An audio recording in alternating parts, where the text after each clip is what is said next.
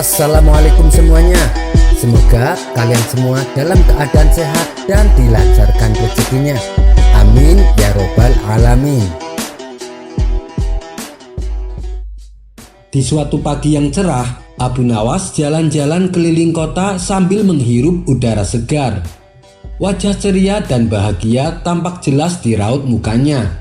Ternyata kebahagiaan Abu Nawas tak berhenti sampai di situ. Ia dikejutkan oleh kepingan uang yang tergeletak di pinggir jalan. Tanpa menunggu lama, ia pun segera mengambilnya. Tiba-tiba ada seseorang yang berteriak, "Hei Abu Nawas, apa yang kau lakukan?" Ternyata dia adalah menteri istana yang terkenal rakus dan suka meminta-minta. Abu Nawas menjawab, "Aku menemukan uang." Tuan Menteri kembali bertanya, "Bukankah kamu tidak tahu siapa pemiliknya? Berikan saja padaku, nanti akan aku kembalikan kepada orangnya." Tentu saja Abu Nawas tak percaya dengan ucapan sang menteri, apalagi ia terkenal rakus dan tamak. "Aku tahu siapa pemiliknya," ujar Abu Nawas. "Benarkah? Siapa orangnya?" tanya sang menteri. "Pemiliknya adalah orang yang menaruh uang di sini untuk saya temukan," jawab Abu Nawas.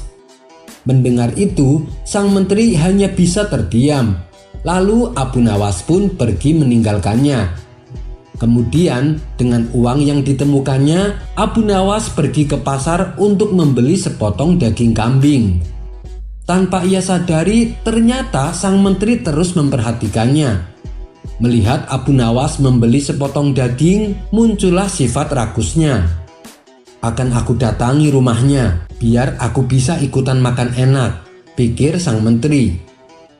Kemudian saat Abu Nawas pulang, ia mengikutinya dari belakang.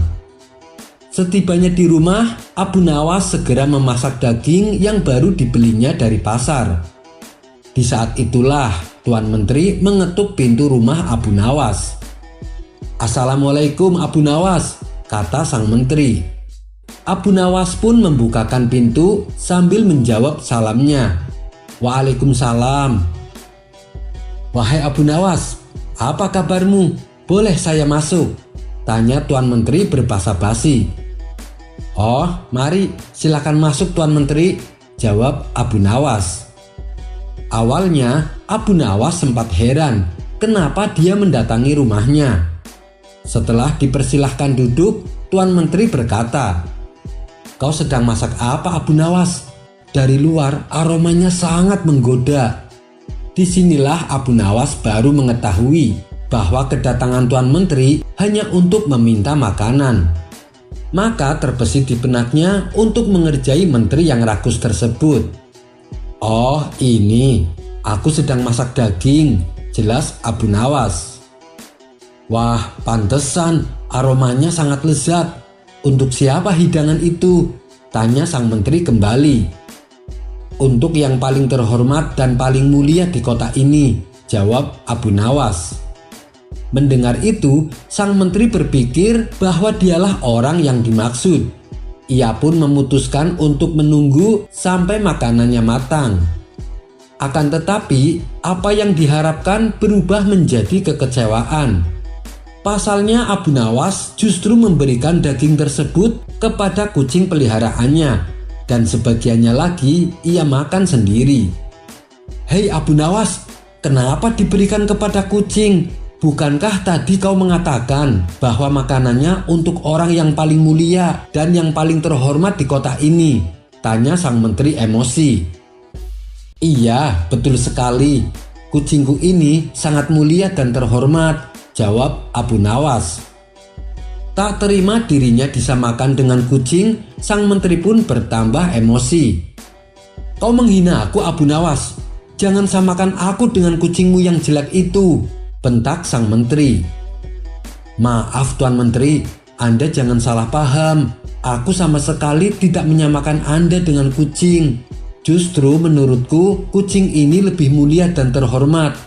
Karena meskipun ia lapar, ia tidak pernah meminta-minta, apalagi sampai mendatangi rumah orang lain," sindir Abu Nawas. Mendadak wajah sang menteri berubah pucat dan memerah.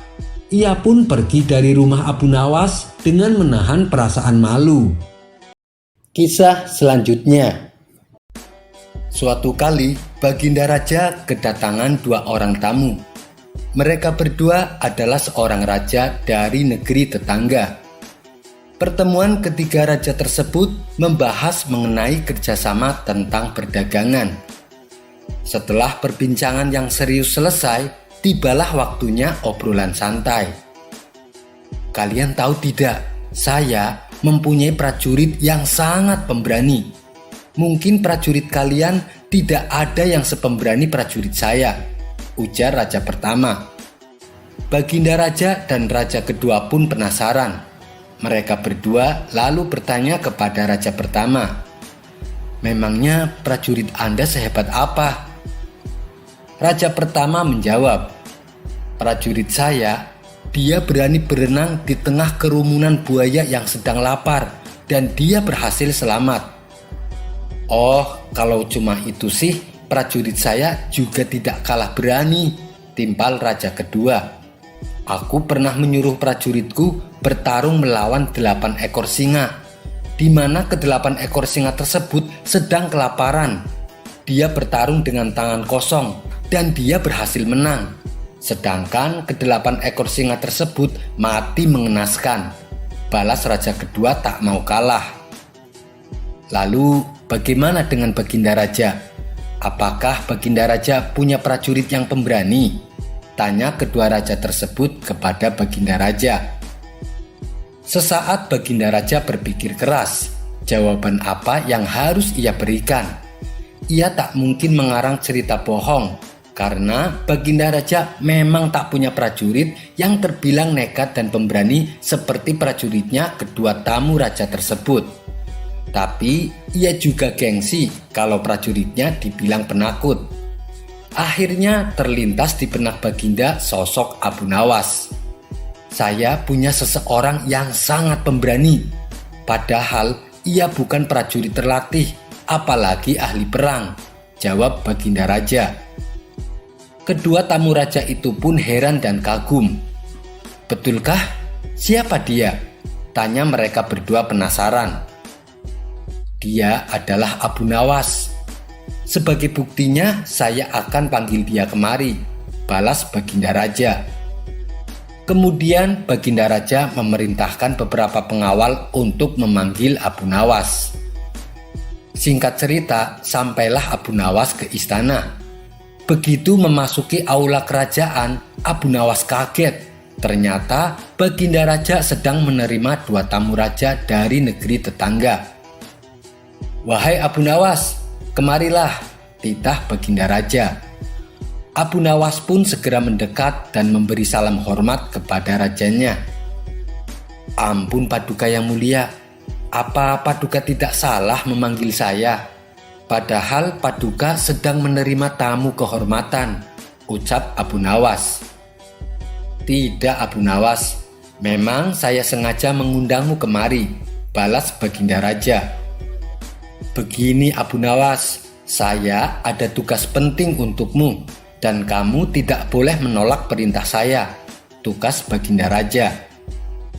"Baik Paduka yang mulia, saya siap dengan perintah Paduka," sahut Abu Nawas. "Kiranya tugas apa yang akan Paduka berikan?" tanya Abu Nawas. "Saat ini juga saya perintahkan kamu terjun dari menara istana," titah Baginda Raja. Mendengar itu Abu Nawas kaget dan heran, karena itu sama saja bunuh diri. "Apa saya tidak salah dengar Paduka?" tanya Abu Nawas memastikan. "Tidak Abu Nawas, kamu tidak salah dengar," jawab Baginda Raja. "Saya disuruh terjun dari menara, sedangkan menara istana tingginya 50 meter. Dasar raja tidak punya otak," ujar Abu Nawas dengan nada sewot. Melihat tingkah Abu Nawas ini, Baginda Raja seketika langsung tertawa terpingkal-pingkal. Sementara Abu Nawas semakin dibuatnya heran. Kenapa Paduka Raja justru malah tertawa? Padahal biasanya ia marah dan menghukum dirinya. Karena tak mau ambil pusing, Abu Nawas lalu pergi meninggalkan ruangan istana. "Kalian lihat sendiri kan?" ucap Baginda Raja kepada dua tamunya. "Apakah di antara kalian berdua ada rakyat kalian yang berani mengatai rajanya? Hanya rakyat saya saja yang berani, dan itu pun cuma satu, yaitu Abu Nawas," ujar Baginda Raja sambil terus tertawa. Melihat itu, kedua tamu raja tersebut hanya bisa melongo dan mengaku kalah.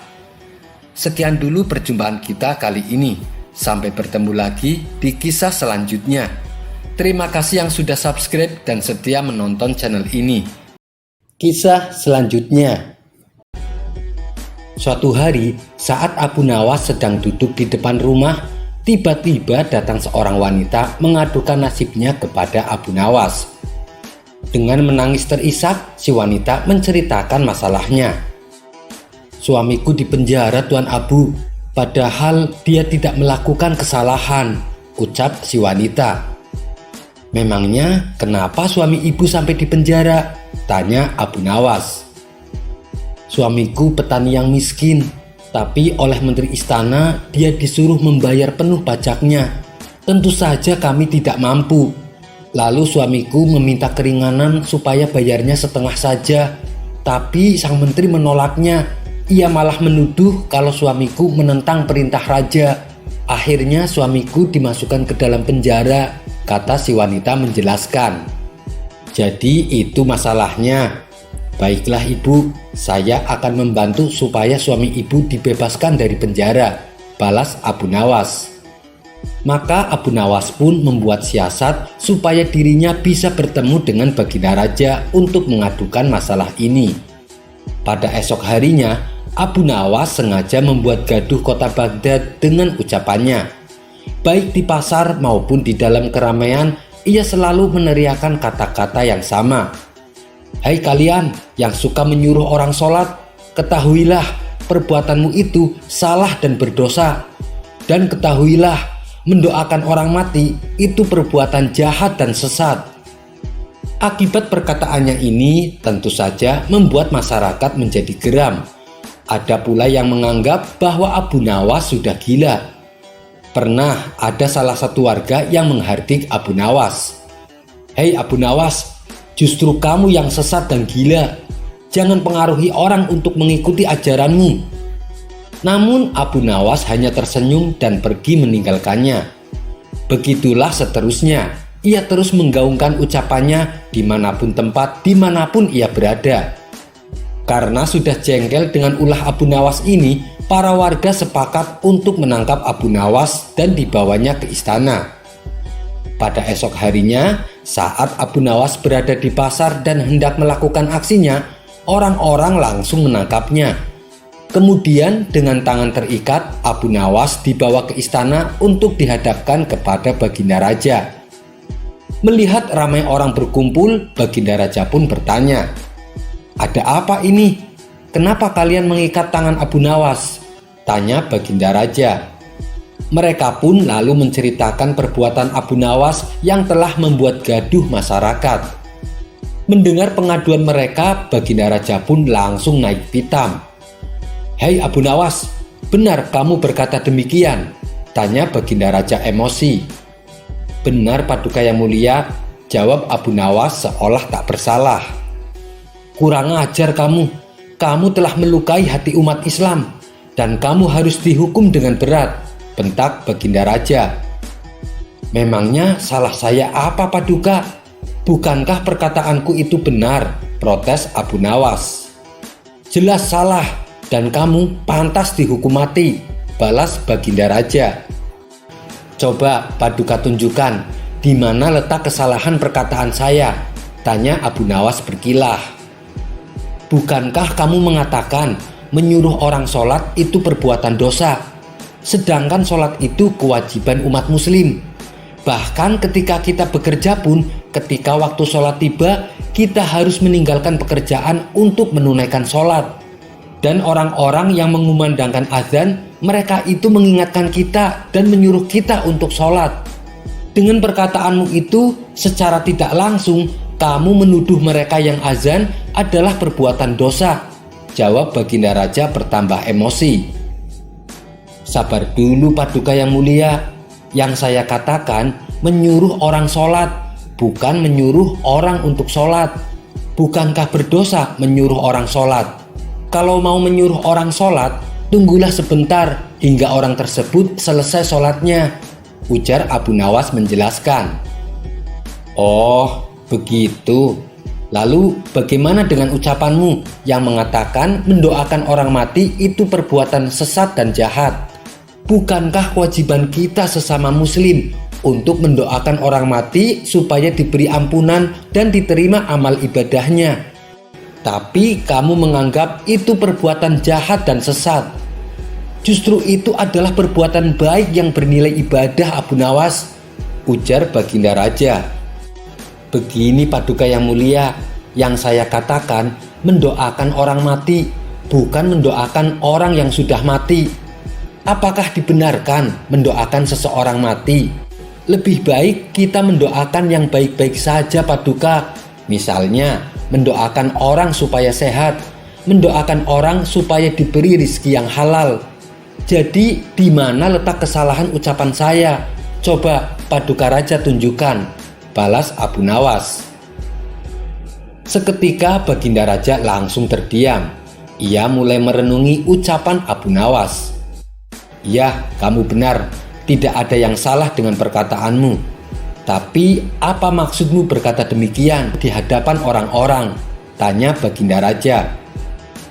Supaya saya ditangkap dan bisa bertemu dengan Paduka, karena ada sesuatu yang ingin saya sampaikan. Paduka telah keliru menilai seseorang hanya karena Paduka salah memahami, seperti Paduka salah memahami ucapanku barusan. Dan orang tersebut kini dipenjara Paduka atas perbuatan yang tidak ia lakukan, kata Abu Nawas menjelaskan.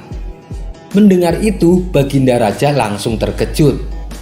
Siapa orangnya dan kenapa ia sampai dipenjara? Tanya Baginda Raja. Dia itu tetanggaku Paduka. Dia dipenjara karena dituduh melawan Paduka. Padahal yang dia lakukan hanya ingin mendapat keadilan atas nasibnya sebagai petani. Dia itu petani miskin Paduka yang tak mampu membayar pajak. Jadi dia minta keringanan supaya pajak yang dibebankan kepadanya dipotong 50%. Tapi permintaannya ini dianggap sebagai menentang perintah raja, jawab Abu Nawas. Mendengar itu Baginda Raja pun kemudian berkata, segera bebaskan orang itu dan bawa kemari menteri yang telah berbuat zalim kepada rakyatku. Titah Baginda Raja kepada para pengawal. Akhirnya tetangga Abu Nawas pun dibebaskan. Sementara menteri yang nakal tersebut langsung dipecat dan dipenjara. Kisah selanjutnya. Ketika pagi buta, Abu Nawas terlihat jalan sendirian menuju masjid untuk menunaikan sholat subuh. Setibanya di masjid, Abu Nawas melihat para jamaah sudah pada berkumpul. Meskipun saat itu azan subuh belum berkumandang. Masing-masing dari mereka sibuk dengan ibadahnya. Ada yang berzikir, ada yang sholat sunnah, ada juga yang membaca Al-Quran sembari menunggu datangnya waktu subuh. Singkat cerita, setelah selesai menunaikan sholat subuh dan zikir berjamaah, orang-orang mulai beranjak meninggalkan masjid, termasuk Abu Nawas. Ketika sampai di halaman masjid, Abu Nawas terlihat senyum-senyum sendiri sambil memandangi topinya. Tentu saja tingkah Abu Nawas ini membuat para jamaah penasaran. Lalu salah satu dari mereka bertanya kepada Abu Nawas, "Hei Abu Nawas, memangnya apa yang kamu lihat di dalam topimu? Sampai-sampai kamu terlihat sangat bahagia." Dengan ekspresi meyakinkan, Abu Nawas menjawab, "Aku melihat surga dan para bidadari di dalam topiku." Mendengar jawaban demikian, para jamaah berbondong-bondong menghampiri dan mengerubungi Abu Nawas. Karena penasaran, salah satu dari mereka berkata, "Sini, coba aku lihat." Namun Abu Nawas mencegahnya. "Tapi saya tidak yakin kamu bisa melihat seperti apa yang aku lihat," ujar Abu Nawas. Memangnya kenapa Abu Nawas? Para jamaah pun serempak bertanya karena sama-sama semakin penasaran. Dengan mimik wajah serius, Abu Nawas menjelaskan, sebab hanya orang-orang beriman dan soleh saja yang bisa melihat surga dan bidadarinya di topi ini, jawab Abu Nawas beralasan. Sini, coba aku yang lihat, pinta salah satu jamaah. Dan Abu Nawas pun mempersilahkan dengan memberikan topinya.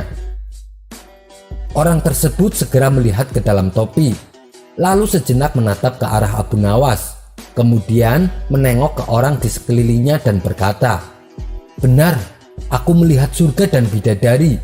Luar biasa sekali, ucap orang itu berbohong karena takut dikatakan orang yang tidak soleh dan kurang beriman. Benarkah? Coba, aku ingin melihatnya, sahut jamaah lainnya. Setelah melihat ke dalam topi Abu Nawas, ia terbelalak lantaran tidak melihat apa-apa. Namun lagi-lagi karena gengsi bila dikatakan orang tidak soleh dan beriman, ia pun terpaksa berbohong. Iya benar, aku melihat bidadari yang cantik jelita. Satu persatu dari mereka mencobanya dan jawabannya pun sama, karena gengsi takut dibilang bukan orang soleh dan beriman. Hingga tibalah giliran terakhir seorang jamaah yang dikenal pendiam. Ia pun lalu mengambil topi Abu Nawas dan melihat ke dalamnya. Tapi ia tak melihat apa-apa. Justru ia mencium bau apek pada topi Abu Nawas. Tanpa basa-basi, orang itu langsung melemparkan topinya ke tanah dan berkata dengan sedikit nada jengkel, aku tidak melihat apa-apa, yang ada bau apek. Lalu kau akan menuduhku orang tidak beriman, hardik orang itu kepada Abu Nawas. Melihat hal itu, Abu Nawas malah tertawa terpingkal-pingkal. Kemudian Abu Nawas berkata, aku juga sama seperti kamu, aku tidak melihat apa-apa, ujar Abu Nawas sambil menahan tawanya. Hei kalian semua, jangan hanya karena takut dibilang orang tidak beriman, lalu kalian membohongi diri sendiri dan orang lain. Selama kalian taat beribadah dan menjauhi larangannya, kalian tak perlu takut dan malu kepada orang lain disebut sebagai orang tidak beriman. Cukup hanya kalian dan Tuhanmu yang tahu. Dan lagian, mana mungkin surga bisa terlihat sementara kalian belum mati, tutur Abu Nawas menasehati. Seketika mereka yang tadinya mengerumuni Abu Nawas langsung membubarkan diri sambil menahan malu. Sekian dulu perjumpaan kita kali ini. Sampai bertemu lagi di kisah selanjutnya. Terima kasih yang sudah subscribe dan setia menonton channel ini. Kisah selanjutnya. Diceritakan ada seorang pemuda alim dan warok. Pemuda itu bernama Syekh Muhammad bin Humair. Waktu siangnya ia pergunakan untuk berpuasa, sedangkan waktu malamnya ia pergunakan untuk sholat malam. Suatu ketika Syekh Humair ini pergi ke hutan untuk berburu. Di tengah aktivitasnya yang melelahkan, ia pun memutuskan untuk beristirahat sejenak. Tak berselang lama, tiba-tiba datang seekor ular yang terlihat ketakutan. Ular tersebut menghampiri Syekh Humair untuk meminta pertolongan. Wahai Muhammad bin Humair, selamatkanlah saya. Niscaya engkau akan diselamatkan juga oleh Allah, kata si ular memohon. Menyelamatkanmu dari siapa? Tanya Syekh Humair keheranan. Dari musuh saya, jawab si ular. Lalu di mana musuhmu? Tanya Syekh Humair kembali. Ada di belakang saya, dia sedang mengejar saya, jawab si ular. Dari golongan umat siapakah engkau wahai ular? Tanya Syekh Humair. Saya dari golongan umat Muhammad, jawab si ular. Karena merasa iba, Syekh Humair lalu membuka sorbannya. Ia pun menyuruh si ular untuk bersembunyi di balik sorban yang ia pakai. Masuklah ke dalam sorbanku ini, kata Syekh Humair. Tetapi si ular menolaknya. Percuma saja wahai Humair, musuhku pasti dapat melihatku dan memangsaku, timpal si ular. Lalu dengan cara apa supaya aku bisa menolongmu? Tanya Syekh Umair. Jika engkau ingin benar-benar menolongku, bukalah mulutmu dan izinkan aku masuk untuk bersembunyi di dalamnya, pinta si ular. Permintaan ular ini tentu membuat Syekh Umair khawatir dengan keselamatan dirinya. Aku tidak mau, aku takut kamu akan membunuhku, ujar Syekh Umair. Demi Allah, aku tidak akan membunuhmu, kata si ular berjanji. Akhirnya Syekh Umair membuka mulutnya dan mengizinkan ular tersebut masuk ke dalamnya. Setelah si ular bersembunyi di dalam tubuh Syekh Umair, tidak berapa lama kemudian datang seorang pemuda menghampirinya. Wahai Tuan, apakah Anda melihat seekor ular? Tanya pemuda tersebut. Oh, rupanya pemuda ini yang membuat si ular ketakutan, kata Syekh Umair dalam hati. Tapi karena ia sudah berjanji untuk melindungi si ular, Syekh Umair terpaksa berkata bohong. Tidak, saya tidak melihatnya. Jawaban tersebut ternyata tidak membuat si pemuda puas.